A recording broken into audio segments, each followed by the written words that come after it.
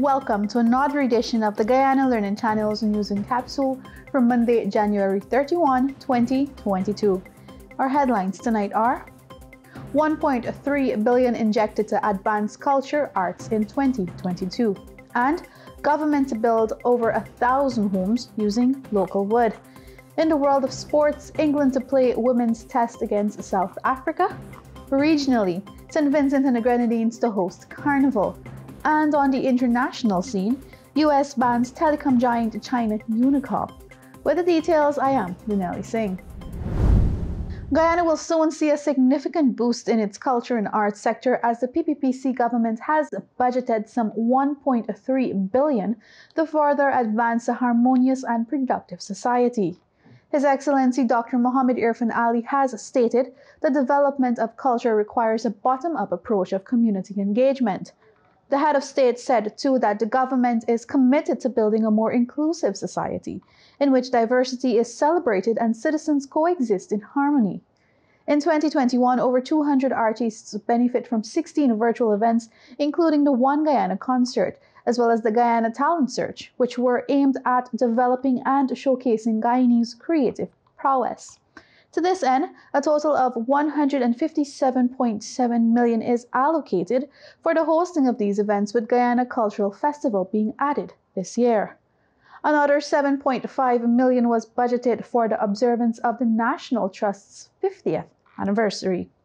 Senior Minister in the Office of the President with responsibility for finance, Dr. Ashni Singh, said to improve and showcase the nation's arts and entertainment, the government is examining options to expand the reach of young and emerging artists. Meanwhile, an allocation of 841.3 million is set aside to the Ministry of Culture, Youth and Sports Youth Department to empower Guyana's youth in 2022. Approximately 3,390 young people were trained in areas including robotics, civic education, and job readiness, with over 100 million being expended in 2021.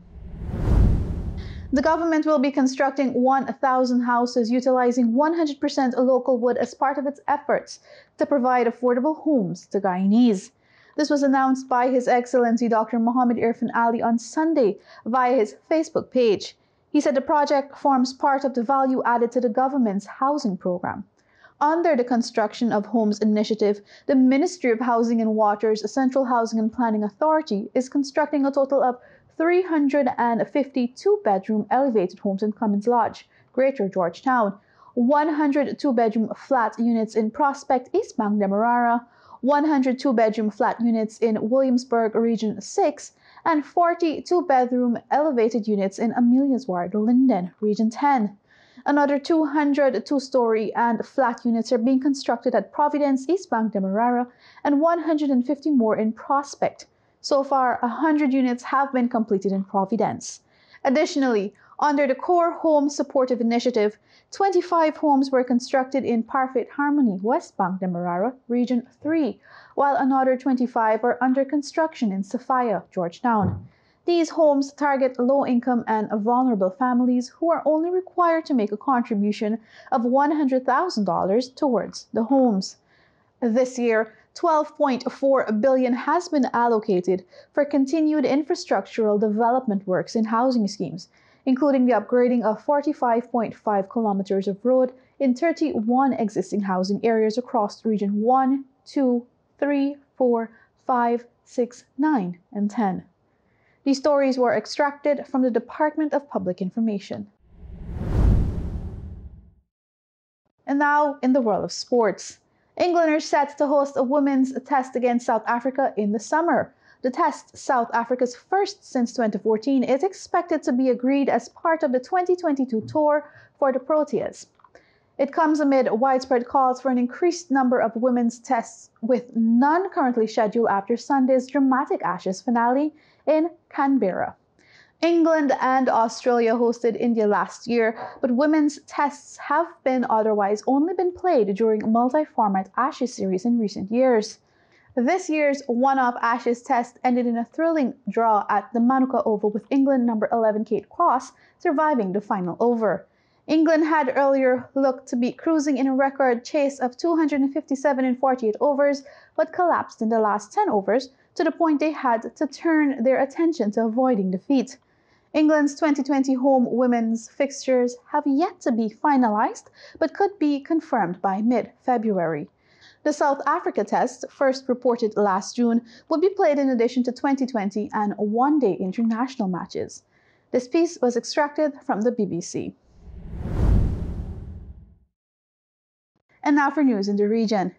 There will be a Vinci Mass in 2022 in St. Vincent and the Grenadines. This was announced by Prime Minister Dr. Ralph Gonsalves. Speaking on the Issues at Hand program, Gonsalves said following a lengthy cabinet meeting last Wednesday, it was decided clearly that there will be carnival this year. Gonsalves explained that the mass event will see nationals showcasing their talents, as well as provide the islands with economic activities that will provide some amount of relief for the nationals. He added that the Carnival Development Corporation came with a proposal for carnival, taking into account the existing protocols and levels of vaccination. The Prime Minister stressed that the government will be hosting a mass vaccination campaign to up the country's rate. In order for the Vinci Mass to be held successfully, the country will need to see its vaccination rate doubled by the end of March.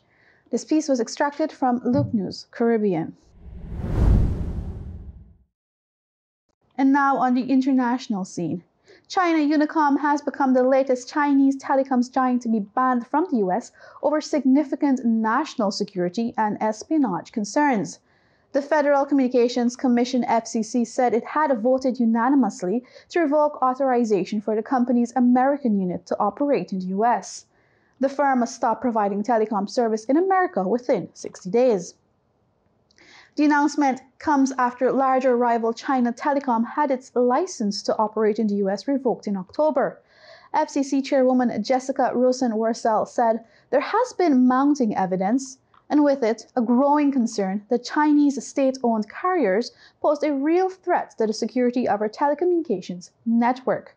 China Unicom told the BBC its American unit has a good record of complying with relevant US laws and regulations and providing telecommunication services and solutions as a reliable partner of its customers in the past 2 decades. Chinese technology and telecom firms have been targeted in recent years by US authorities over national security concerns. In November, President Joe Biden signed legislation that stops companies judged to be a security threat from receiving new telecom equipment license. Under the Secure Equipment Act, the FCC should no longer review applications from companies ruled to be a threat. It means equipment from Huawei, ZTE, and 3 other Chinese companies cannot be used in US telecoms network. Washington said that some of the firms are helping develop the Chinese military's quantum computing program. In October, Washington revoked the US license of China Telecom, also citing national security concerns. This piece was extracted from the BBC. With that, we've reached the end of tonight's broadcast. Be sure to join us again for more educational news and updates. On behalf of the technical team, thank you for tuning in. And remember to protect yourself and the people you love. Stay safe, Guyana.